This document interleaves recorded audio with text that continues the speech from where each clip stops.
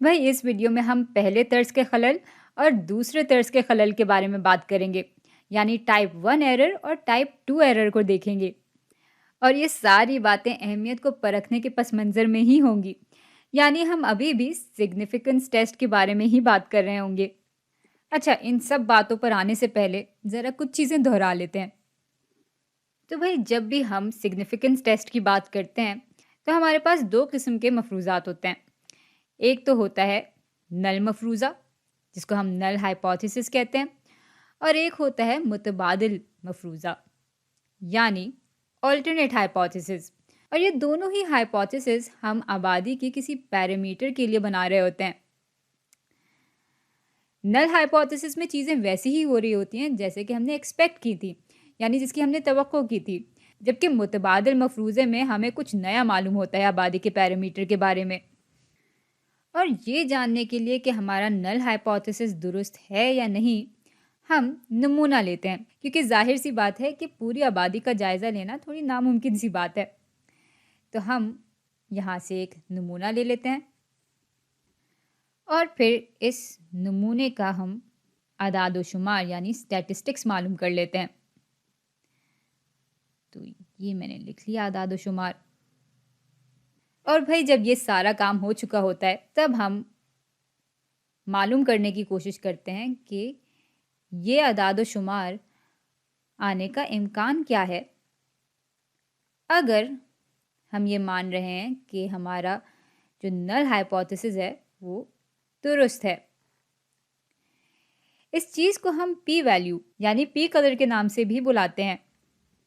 اچھا، اب اگر یہ قدر ہماری اہمیت کی سطح یعنی سگنیفیکنس لیول سے کم ہوتی ہے تو پھر ہم کہتے ہیں کہ بھائی جو ہمارا نل ہائپوتھیسس ہے وہ غلط ہے، ہم اس کو بالکل ٹھکرا دیتے ہیں۔ اور ایسا ہم اس لیے کرتے ہیں کیونکہ اگر اس بات کا امکان اتنا کم ہے اور اس کے باوجود ہمیں اعداد و شمار میں وہی قدر مل رہی ہے تو ظاہر سی بات ہے کہ یہاں پر یہ جو مفروضہ ہم نے بنایا ہے یا ہمیں دیا ہوا تھا یہ غلط ہے، یہ اتنا ٹھوس نہیں ہے۔ ہاں، لیکن اگر یہ امکان اہمیت کی سطح سے زیادہ ہو تو پھر ہم اس نل مفروضے کو بالکل نہیں ٹھکراتے بلکہ اس کو مان لیتے ہیں۔ چلیں ان ساری باتوں کو لکھ بھی لیتے ہیں۔ تو یہ ہے پی قدر،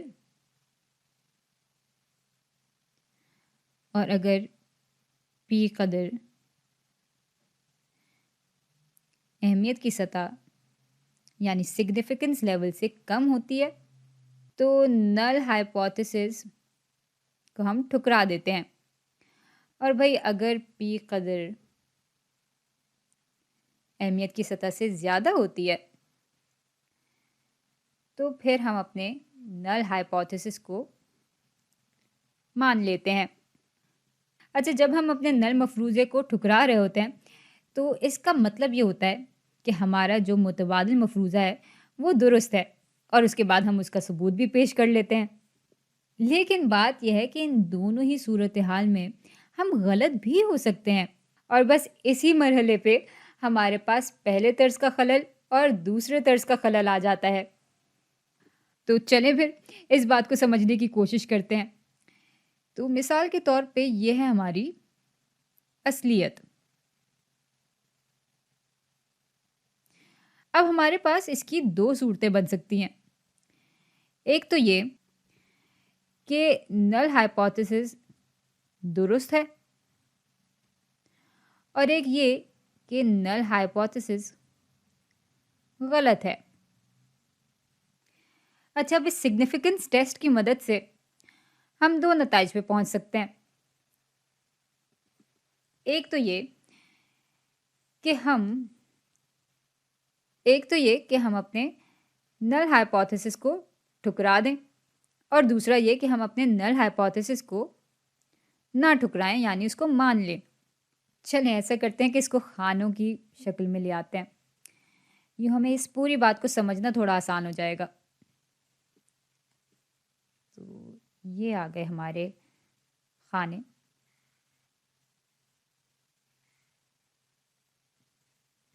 اب بھائی اگر ہمارا نل ہائپوتھیسس درست ہے اور ہم اس کو ٹھکرا دیتے ہیں تو یہ تو ایک طرح کا خلل ہے، ایک طرح کی غلطی ہے۔ مزے کی بات یہ ہے کہ اسی خلل کو ہم پہلے طرز کا خلل کہتے ہیں. تو یہاں آ جائے گا، بلکہ اس کو میں کاسنی رنگ سے دکھا دوں.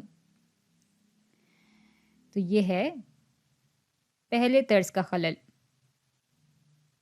یا اس کو ٹائپ 1 بھی آپ کہہ سکتے ہیں.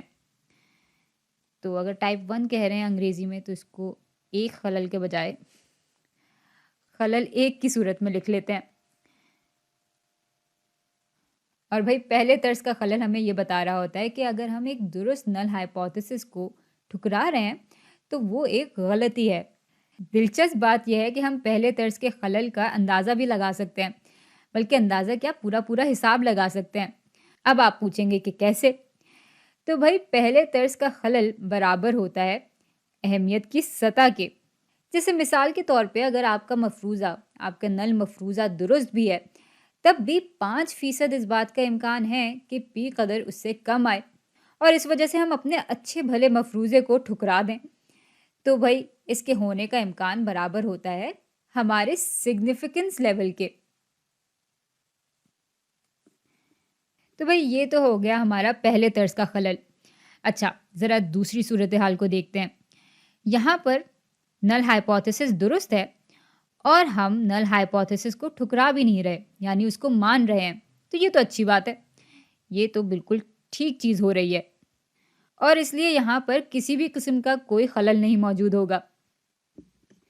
تو یہ ہے درست نتائج. اچھا، اب ذرا اس صورتحال کو دیکھ لیتے ہیں. تو اگر ہمارا ہائپوتھیسس غلط ہے اور اس ہائپوتھیسس کو ہم ٹھکرا بھی دیتے ہیں تو یہ بھی بالکل ٹھیک چیز ہے. تو بھئی اس طرح کے نتائج بھی درست ہی مانے جائیں گے. اب آتے ہیں اپنی چوتھی اور آخری صورتحال پر.